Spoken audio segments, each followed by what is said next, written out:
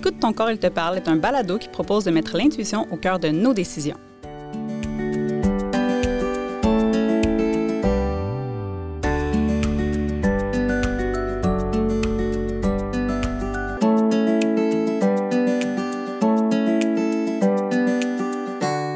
Bienvenue au balado Écoute ton corps, il te parle. Je suis Kamal Eddin El-Kébir, étudiant à la maîtrise en sciences de l'activité physique. Et je suis Karine Paiement, étudiante au doctorat en sciences de l'activité physique. Aujourd'hui, Karine, nous allons aborder deux thèmes qui sont l'autocompassion et la gratitude. J'insiste que l'écoute de ce balado ne remplace pas les recommandations personnalisées d'un professionnel ou d'une professionnelle de la santé.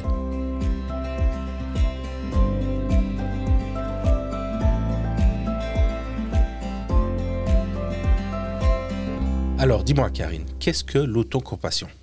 L'autocompassion, en fait, c'est une forme de compassion qui est tournée vers nous-mêmes face à notre douleur ou notre souffrance quand on est confronté à un échec ou une période difficile de notre vie, par exemple. Puis, on retrouve trois dimensions de l'autocompassion. Il y a d'abord la bienveillance envers soi-même, donc d'avoir un discours interne marqué par la douceur, la gentillesse, avoir une attitude de non-jugement pour accueillir l'émotion qui est peut-être désagréable au lieu de l'ignorer. Ensuite, il y a l'humanité commune. Donc ça veut dire reconnaître que les fluctuations de l'humeur puis la souffrance, bien, ça fait partie du fait qu'on est des êtres humains. C'est normal, malheureusement, de les vivre. Et finalement, il y a la pleine conscience, donc d'être en mesure de faire face aux pensées et aux émotions qui nous habitent sans jugement pour observer celles-ci, sans les exagérer, donc sans mettre ça pire que ce ne l'est réellement, mais sans les nier non plus. Ça nous permet, entre autres, d'être moins absorbés par ce qu'on vit puis d'y voir peut-être un peu plus clair. Et est-ce qu'il y a des liens entre l'autocompassion et la santé mentale? J'imagine que ça peut aider d'être indulgent envers nous-mêmes. Oui, en fait, dans la littérature, on voit qu'un niveau élevé d'autocompassion, ça prédirait moins de troubles anxieux et dépressifs. Puis, à l'inverse, faire preuve de peu d'autocompassion, ça a été démontré comme étant associé à des niveaux plus élevés de troubles de santé mentale. Puis ça, bien, ça pourrait être expliqué, entre autres, parce que l'autocompassion, ça favoriserait la résilience et contribuerait à réduire le stress et l'anxiété en encourageant une attitude de compréhension et de bienveillance envers nous-mêmes. Ça favoriserait aussi une meilleure estime de soi en réduisant les pensées négatives et ça contribuerait aussi à développer de meilleures stratégies pour réguler nos émotions. Donc, ça diminuerait l'évitement face aux émotions désagréables. Par exemple, quelqu'un qui fait preuve d'autocompassion va avoir plus de facilité à se relever d'un échec et va avoir tendance à réessayer plutôt que de s'apitoyer sur son sort. Puis, il va être en mesure aussi de reconnaître et d'accepter que c'est normal qu'on vive des échecs et qu'on ne peut pas atteindre tous nos objectifs et réussir à chaque fois. Donc, en résumé, l'autocompassion, c'est avoir un discours bienveillant envers soi-même plutôt que d'avoir un discours critique lorsqu'on rencontre un échec ou une période difficile de notre vie. Et cela va nous aider donc à affronter ces difficultés plutôt que d'utiliser des stratégies pour fuir les émotions désagréables qui peuvent s'en suivre.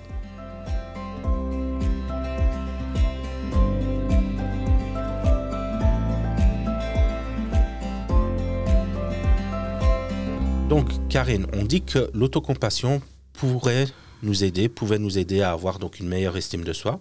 Peux-tu nous expliquer la différence qu'il y a entre l'estime de soi et l'image corporelle? Oui, donc l'estime de soi, ça représente la perception qu'une personne va avoir d'elle-même et ça se base généralement sur l'évaluation de nos compétences et de nos caractéristiques. Donc, l'estime de soi peut être composée de plusieurs concepts qui sont importants, notamment la confiance en soi, donc la conviction que j'ai de réussir, que j'ai les capacités et les compétences pour le faire. L'autonomie, donc la capacité que j'ai à déterminer ma propre direction et à faire des choix en fonction de mes valeurs et mes intérêts. La compétence sociale, donc la capacité que j'ai d'avoir des relations et d'interagir avec les autres de façon positive. L'acceptation de soi, donc le degré de satisfaction et d'appréciation que j'ai envers moi-même, incluant mes défauts et mes imperfections. Et finalement, la fameuse image corporelle qui est la perception que j'ai de mon propre corps, donc incluant ses formes, son apparence et son fonctionnement. Donc, si on le visualise, l'image corporelle, c'est un peu comme une pointe de tarte dans l'estime de soi qui serait ma tarte au complet.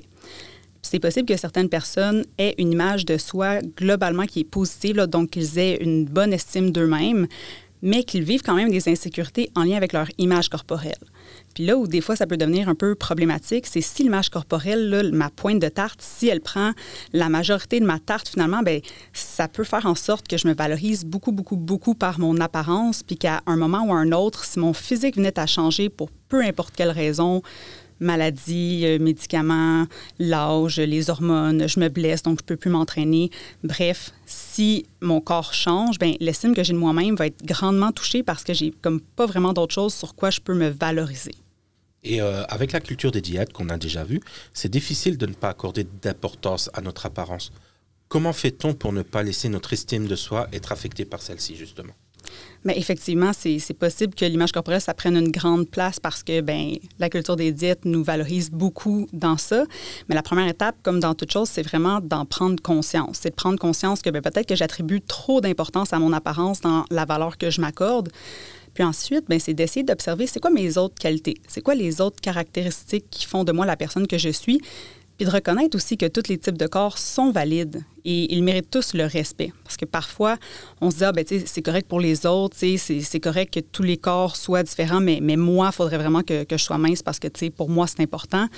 Mais c'est là que l'autocompassion va entrer en jeu. Ça peut être souffrant là, de réaliser que notre corps a son poids qui est naturel, il ne rencontre pas nécessairement les standards de beauté qui sont irréalistes de la culture des diètes, mais ça fait partie du processus qui peut être difficile malheureusement.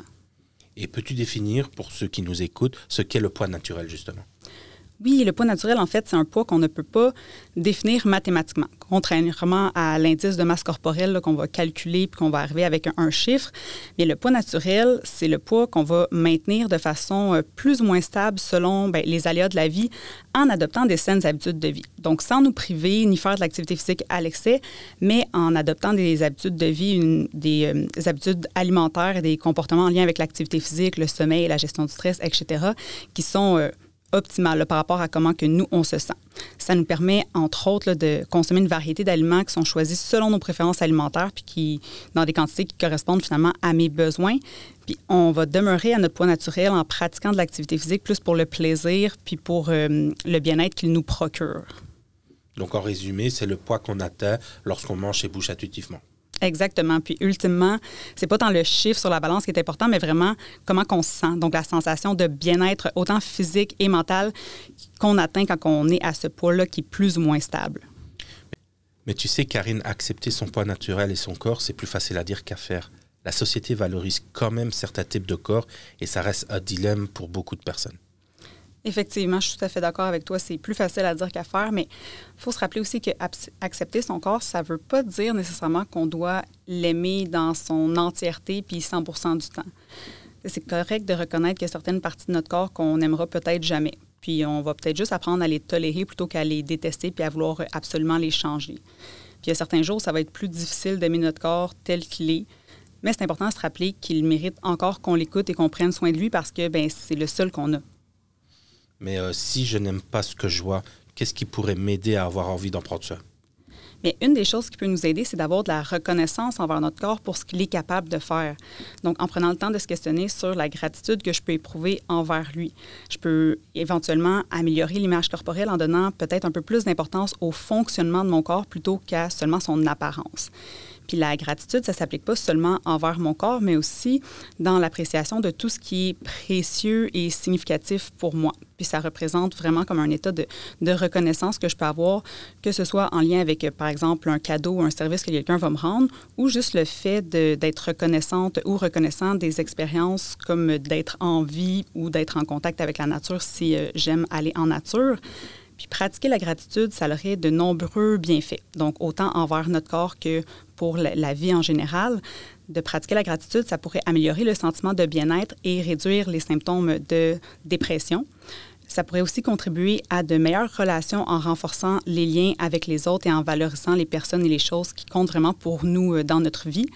Et ça pourrait aussi augmenter la motivation et la satisfaction dans le sport en encourageant le fait de mettre l'accent sur les réalisations plutôt que sur les échecs. Puis c'est pas nécessairement facile là, de pratiquer la gratitude, je l'entends, surtout quand on n'a pas l'habitude de le faire. T'sais, comme être humain, là, malheureusement, on a tendance à voir un petit peu plus les choses négatives que les choses positives dans la vie. On prend souvent des choses pour acquises. Hein. Parfois, on ne réalise pas toutes les belles choses qui nous entourent. Par exemple, si j'ai une mauvaise note à un devoir, bien, je vais penser vraiment à cette note-là, puis je vais oublier toutes les bonnes notes que j'ai eues dans d'autres cours, puis dans d'autres devoirs de ce même cours-là.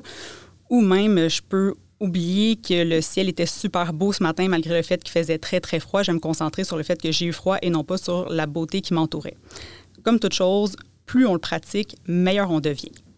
Donc, si on résume un petit peu tout ce qu'on vient de voir jusqu'à présent, donc l'estime de soi et la perception qu'on peut avoir de soi-même, elle est composée de sous-perceptions, on va dire. Parmi tout ça, on a l'image corporelle qu'on a de nous-mêmes, qui prend plus ou moins de la place dans cette estime de soi. Et en fonction de cette place qu'elle va prendre, elle va avoir plus ou moins un impact sur nous-mêmes. Et puis alors, on a la gratitude, qui est donc d'accepter son corps, qu'il soit dans des points positifs ou négatifs, d'apprendre à vivre avec. Et cette pratique de la gratitude nous apportera beaucoup de bienfaits de manière générale dans notre vie de tous les jours.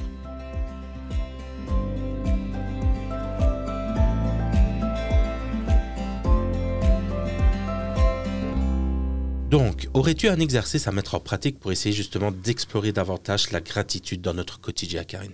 Oui, il y a une chose qui peut nous aider à le pratiquer, justement, à l'explorer un petit peu plus régulièrement, c'est de noter au moins une gratitude par jour. Donc, on peut le faire soit sur un petit bout de papier puis se faire ce qu'on appelle un bol de gratitude. Donc, ça peut être un bol, un style pot maçon ou peu importe, une petite boîte achetée dans un magasin de grande surface, peu importe. Ou encore, ça peut être un beau cahier dans lequel on prend des notes puis on va juste écrire un mot par jour.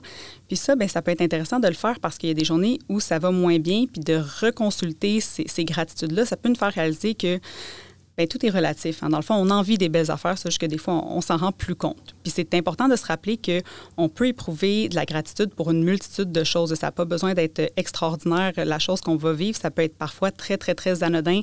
Un inconnu qui nous a souri dans la rue ou qui nous a tenu la porte, ça peut être juste ça, la chose pour laquelle j'ai de la gratitude aujourd'hui. Super, je vais essayer de voir si j'ai un pot maçon, sinon je prendrai un autre contenant. Merci beaucoup, Karine. On se retrouve dans les prochains épisodes de Balado pour continuer d'explorer l'approche intuitive.